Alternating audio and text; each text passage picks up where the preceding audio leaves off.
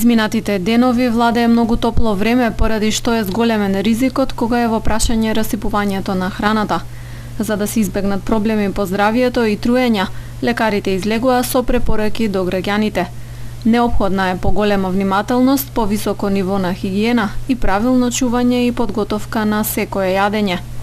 Готвената храна не смее да стои на собна температура повеќе од 2 часа, советуваат медицинарите. Поготово храна која е свежо приготвена треба да се конзумира веднаш или во рок од 2 часа. После тоа не смее да се остави на собна температура, туку веднаш треба да се складира во соодветен разграден уред, односно во фрижидер, каде на температура од 2 до 8 степени нема можност за, и во случај да е таа контаминирана, нема можност да доаѓа до зголемување на тој број на бактерии и со тоа да биде ризик по оние консументи. Нема исклучок, било која храна или продукти можат да донесат ризик за здравието. Сепак лекарите потенцираат дека најмногу треба да се внимава со лесно расипливите производи, мајонези, јајца и слично. Да не се заборава зеленчукот и овошјето темелно да се измијат пред конзумирање.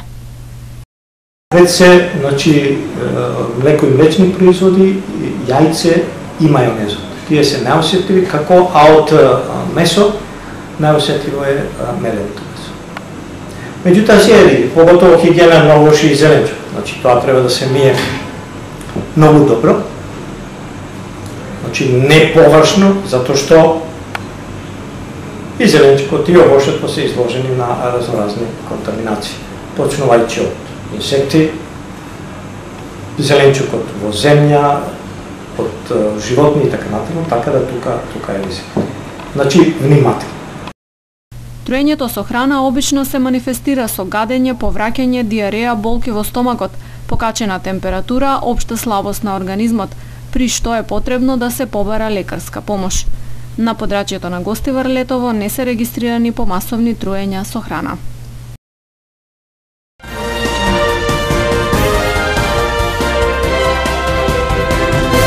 И во текот на новата седмица метеоролозите прогнозираат дека ќе се задржи претежно сончево и топло време, со мала до умерена локална облачност.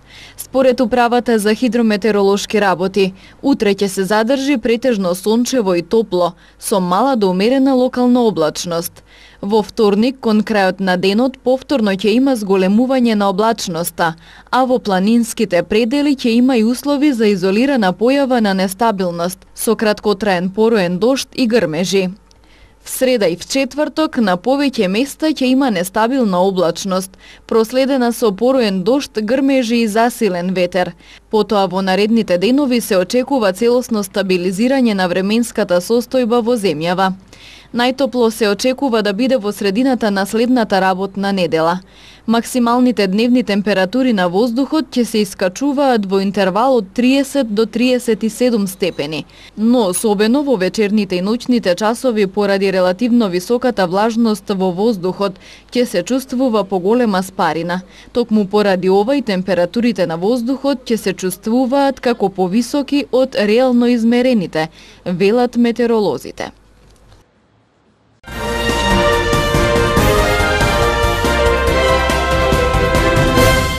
По сообраќај на несреќа 54 годишникот Тетовско долно палчиште се наоѓа во животна опасност. Несреќата се случила вчера во 7 часот во Долно Палчиште, при што тој, управувајќи патничко возило БМВ со тетовски регистерски ознаки, излетал од патот и удрил во бетонски ѕид. Од ударот 54 годишникот се здобил со тешки телесни повреди и бил пренесен во клиничката болница Тетово, од каде како итен случај во неконтактибилна состојба бил префрлен во ургентниот центар при комплексот клиники Мајка Тереза во Скопје, каде бил задржан на лекување и се наоѓа во животна опасност, информираат од Министерството за внатрешни работи. Увид на местото извршиле јавен обвинител и екипа од секторот за внатрешни работи Тетово.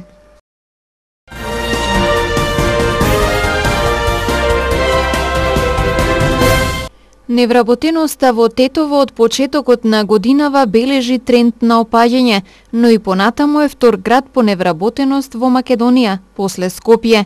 Најтешко до работа во Тетовско доаѓаат мажите.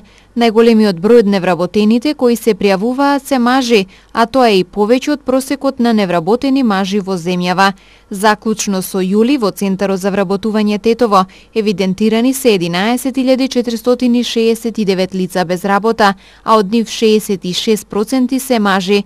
Во Центарот како други лица кои бараат работа се водат и 4.905 граѓани, а од нив 63% се мажи. Во споредба со истиот месец лани, невработеноста во Тетовско бележи известно намалување.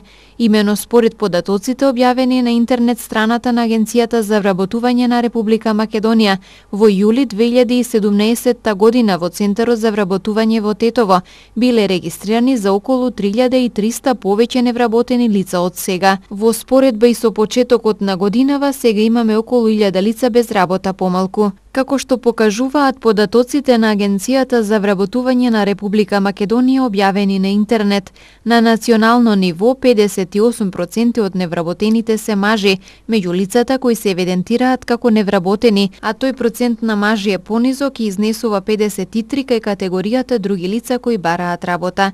Најмногу од невработените се без образование или само со основно образование. 11.495 лица во Македонија со завршен факултет чекаат на вработување, а меѓу невработените има и 909 магистри и 33 доктори на науки. Младите во Македонија најверојатно најтешко доаѓаат до работа. Според извештајот што го подготвија Сдруженијето ЕСЕ и акција Сдруженска, со 50,1% младинска невработеност, Македонија е на трето место во светот по невработени млади во листата на Светската банка, која се повикува на процените на Меѓународната организација на трудот за 2017 година.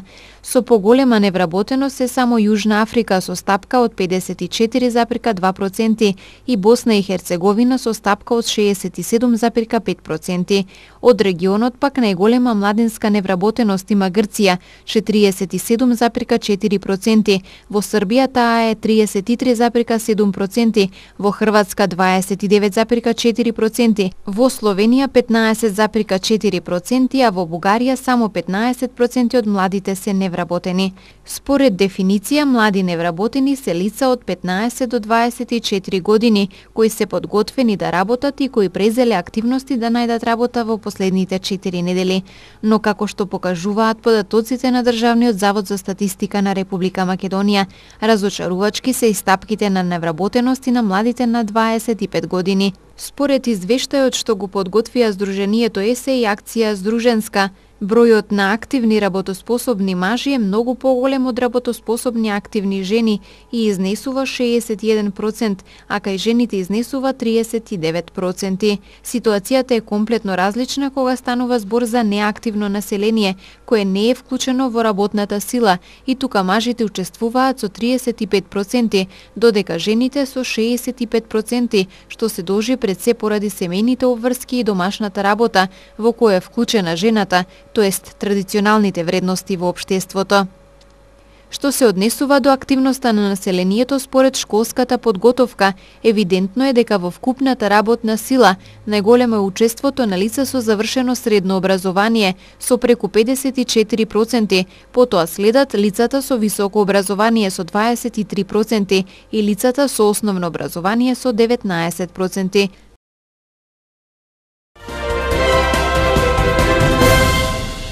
До крајот на годината граѓаните ќе можат да ги видат исплатите од државната каса. Секој потрошен денар ќе биде објавен, истакна министерот за финансии Драган Тевдовски. Во теке подготовка на платформа со која јавноста ќе има увид во сите трошења од Трезорот, информира од Министерството за финансии и додаваат дека направиле консултации со граѓанските организации и представници на медиумите, за да придонесат во изработка на платформата.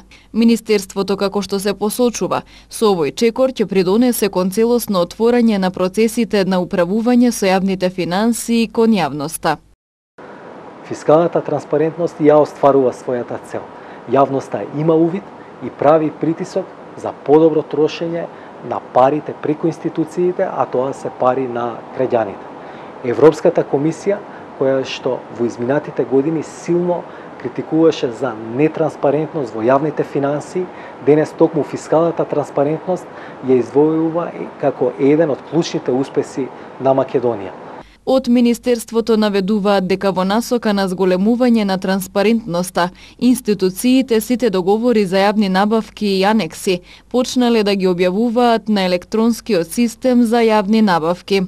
Јавните набавки, како што се потенцира, станале повидливи за јавноста преку платформата Отворени податоци. Од Министерството за финансии додаваат дека на интернет страницата ги објавуваат податоците во отворен формат.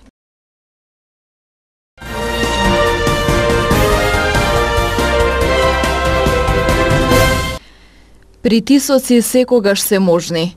Овој состав на Државната изборна комисија ќе покаже дека во Македонија може и поинаку да се функционира. Ако си ја сватиме задачата, ќе ги надминеме притисоците, вели председателот на Државната изборна комисија Оливер Дерковски во неделното интервју на Радио Слободна Европа. Господине Дерковски, Државната изборна комисија го усвои правилникот за организирање, спроведување и подготовка на референдумот. Како според вас ќе се одвива овој процес?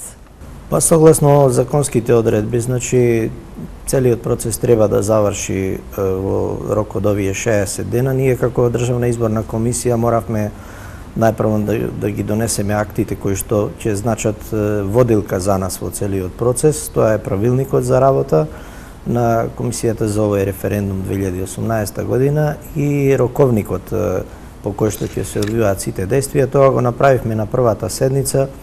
Во тие акти во роковникот ги утврдивме сите рокови онака како што следува и во сите изборни циклуси, со една напомена дека овдека имаме скратени рокови од по 5 дена за некои действија, затоа што роковите во кои што треба да се заврши целиот процес се малку пократки и моравме да го скратиме. Меѓутоа, тоа нема да влијае на процесите и мислам дека сите действија ќе се завршат на време.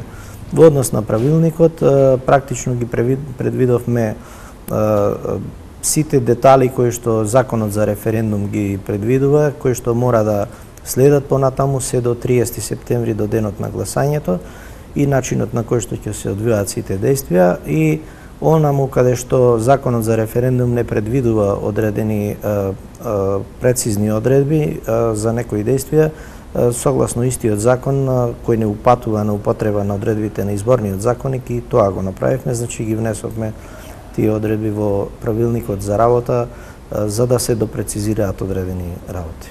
На референдумот право на изјаснување ќе имаат и граѓаните кои што живеат надвор од Република Македонија, а кои ги има на избирачкиот список.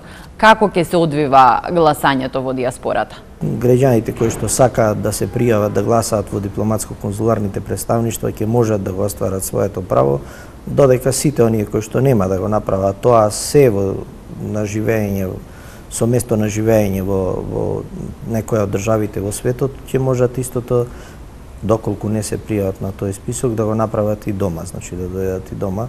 Така што ние како комисија треба да има возможиме услови во секој случај да го искористат своето право на глас. Очекувате ли притисоци во идни, назнајќи дека сите членови на Државната изборна комисија доаѓаат од некоја политичка партија?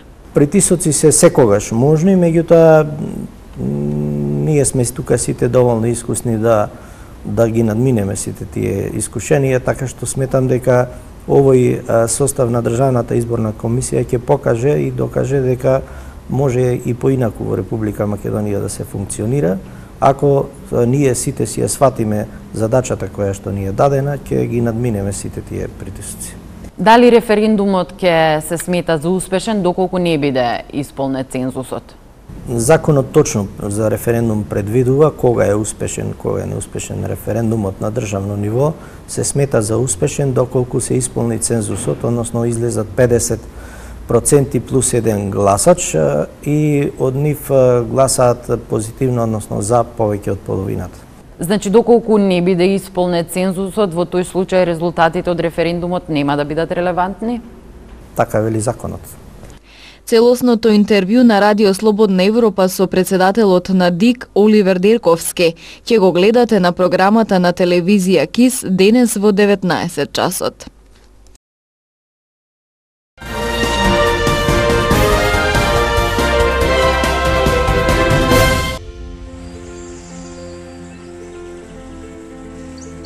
Денес имавме претежно сончево и топло време, со слаб до умерен ветер претежно од северен правец.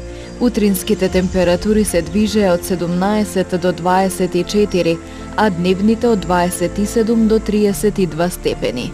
Вредноста на УВ индексот изнесуваше 9.